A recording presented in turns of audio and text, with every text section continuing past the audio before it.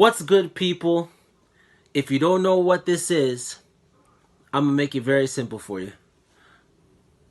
We're going to be doing a reaction video, and you're probably wondering who I am. Well, I'll make it very simple for you. I'm Triple Crown Don, and... What's good, guys? It's your boy King Heavy, and we're here with the Limitless Reacts. What video are we reacting to today? 10 ways the world will change after COVID. That's interesting. That's different. I don't think this is going to be funny. I don't think this is going to be funny at all. You know what? I mean, I don't mind reacting to it. We can't judge it until we watch it. So we don't know. I mean, we could laugh, we could not laugh, or maybe one of us will be laughing, the other one might be like, hey, that's not funny. Who knows? True. Guys, if you're new to this channel, please subscribe, like, comment, and share. Please turn on post notification bell to see all our new posts. And if you're a returning subscriber, thank you very much.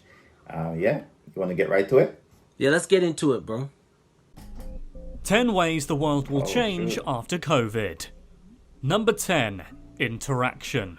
Interacting with others is probably the first thing the pandemic's changed. In just a few months, the simple act of meeting and engaging with people drastically changed.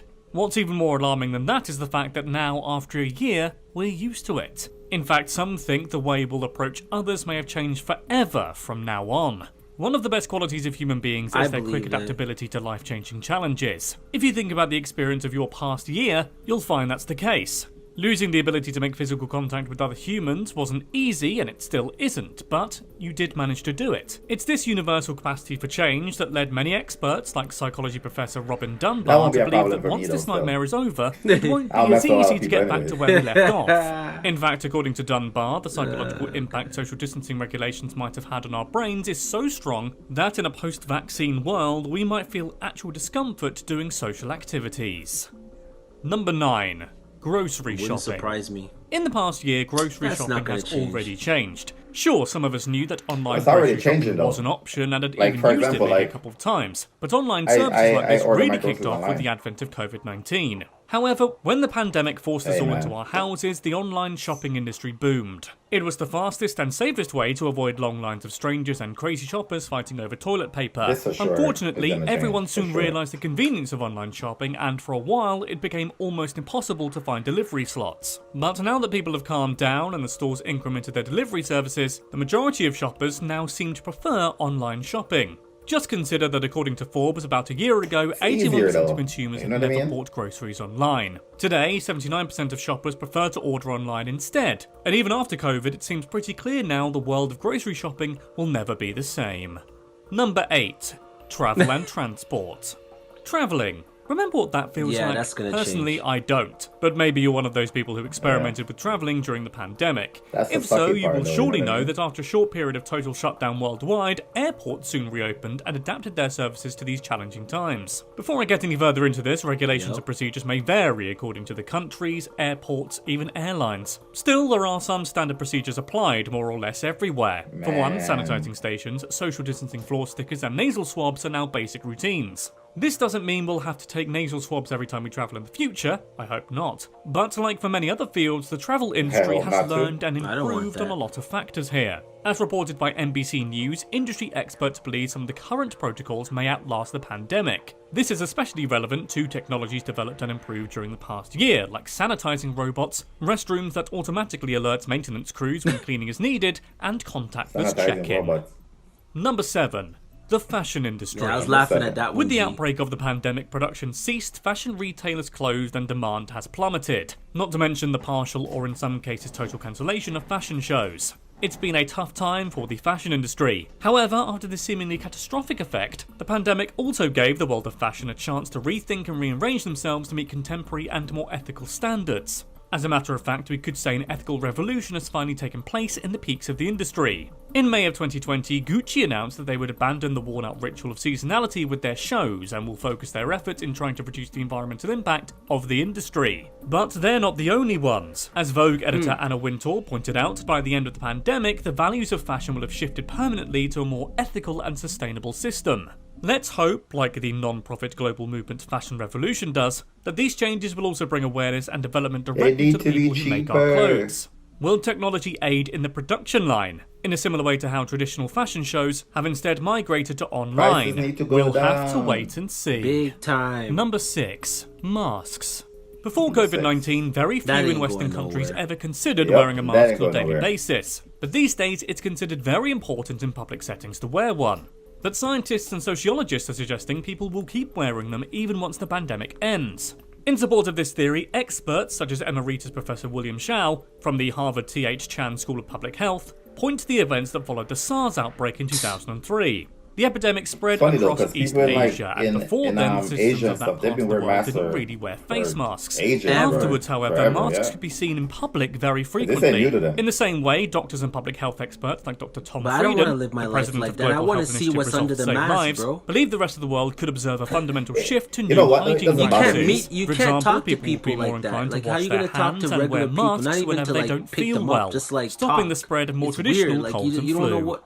Number 5. AI will AI take has over. already taken over. When we talk about long-lasting improvements developed because of the pandemic, the artificial intelligence sector has reached thousands of innovations in this sense. To properly respond to the COVID emergency and lockdown measures, governments worldwide have mobilized machine learning in many ways. From contact tracing apps to telemedicine, to remote learning capabilities, there were many technological innovations that were rapidly developed. He's not a We've real also doctor, already then mentioned how anybody can automatization devices have proved vital in other fields like travel and grocery shopping. But the growth of AI won't stop there. Paired with robotics, it can create autonomous systems capable of interacting with the physical world. This allows us to predict the spread of the virus, monitor infection rates, conduct contact tracing, and so on. According to the Centre for Strategic and International Studies, the pandemic has accelerated the overall pace of innovation in the AI field, to the point that by 2030, AI could comprise number 4, cash-free.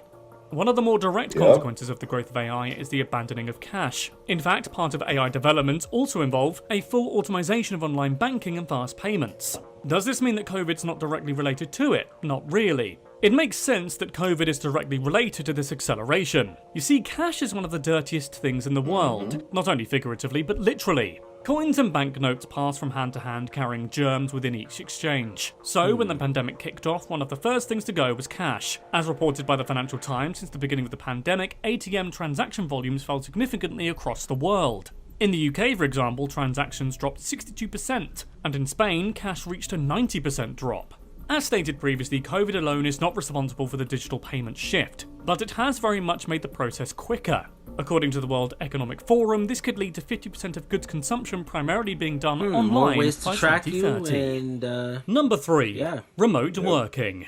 In the past year, companies have realised that most office work could be easily done remotely. In most cases, all you need is a laptop and semi-decent Wi-Fi connection. So why limit remote working to the current crisis when you could save money on the office rent, while the employees who work for you do the same job at home permanently? In fact, if we put the whole COVID situation aside, most employers and employees have benefited from working at home. One of the first perks is of course the flexibility of it, but workers have also noticed an increase in productivity, a healthier work-life balance, and general improved job satisfaction. Of course, one may argue that there's not really much to do right now anyway, so working at home actually helps pass the time. Still, the data looks convincing enough to hypothesize that in the immediate future we will see a switch to a more flexible work schedule. In fact, according to the National Bureau of Economic Research, more than 35% of employers believe that 40% of their current remote workers will permanently work from home. Number 2. The film industry. If you're up to date with our channel, you'll probably know this already, so I'll try to be brief. Still, we couldn't leave this aside, that one of the biggest industries in the world is facing a crisis. There's no need to say that movie theatres are not doing well at the moment. Streaming services, on the other hand, are booming. This has led many film studios, like Warner Bros. Pictures and Disney, to release their projects on streaming platforms in lieu of in theatres. From an audience point of view, that's great. Not only because, again, during the pandemic we can't leave our houses, but because watching a new release on your TV can actually be cheaper. From a studio point of view, streaming releases can easily avoid all the long negotiations with theatre chains. For cinema lovers though, this could mark the end of the movie experience as we know it for good. They are in fact worried that streaming releases will become the new normal, stopping theatres from reopening ever again. Number 1. Healthcare. The pandemic has challenged some of the world's brightest scientific minds, and obviously governments are pushing for a quick recovery for the sake of economies. These two facts put together coincided with the general stronger focus on the healthcare system. As mentioned before, the enormous growth of AI and the technological side of healthcare brought up significant advancements to the sector. Telehealth, for example, has played a big role in the fight against COVID. It helped to mitigate the risk of spreading the virus by reducing unnecessary hospital visits. This gives telehealth high chances to last even after the emergency. In fact, a report by McKinsey stresses that most patients now prefer virtual office visits. But apart from that, there's been a general acceleration of policies, changes to health promotion, and more support for vulnerable people in communities in Europe. Particular attention has been given to mental health services too, with specific apps and video call sessions for those struggling. Okay. Yeah, so that's that. Yeah, that was interesting. Some of those I already knew. But yeah. Yeah. I don't know, man. Thoughts, G? I don't know. I feel like we're losing a lot. But we already knew that, right? But going into it, yeah. Yeah. I don't know, man. I guess we got to see where. I mean, see what happens. Because I don't think anything's gonna go back to normal. I've been telling people this. I said there's no normal. I said whatever we're dealing with, this is it, man. Yeah. No, 100%. 100%. That COVID ain't going nowhere. We know that. It ain't going nowhere. It's not going anywhere. That bee is here to stay. But yo, I mean, hey, we're here. Let's see where it takes us. You know what I'm saying? Yeah, to all our subscribers or viewers, hey, just stay safe, man. Try your best to stay safe. You know what I mean? This thing ain't no joke. It's real. You know what I mean? That's all I can say. Do your best. Protect yourself. Protect your family. All right? Triple Crown Dan, you want to close this reaction out? Yeah. Normally we give a rating for this video, but since it's such an informative video... It's a 10 for me. It's a 10 for me. This is coming very rare. I give this a 9.5 out of 10. Why? It's extremely important and informative that people really know how this is going to affect their day-to-day lives and what to expect going forward in the future. Yep.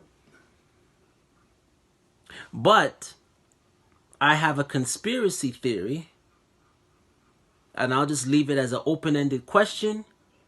And don't forget to like, comment, share, subscribe, and as you always know, everything is in the description below. And hit that notification bell. Limitless reacts. We out.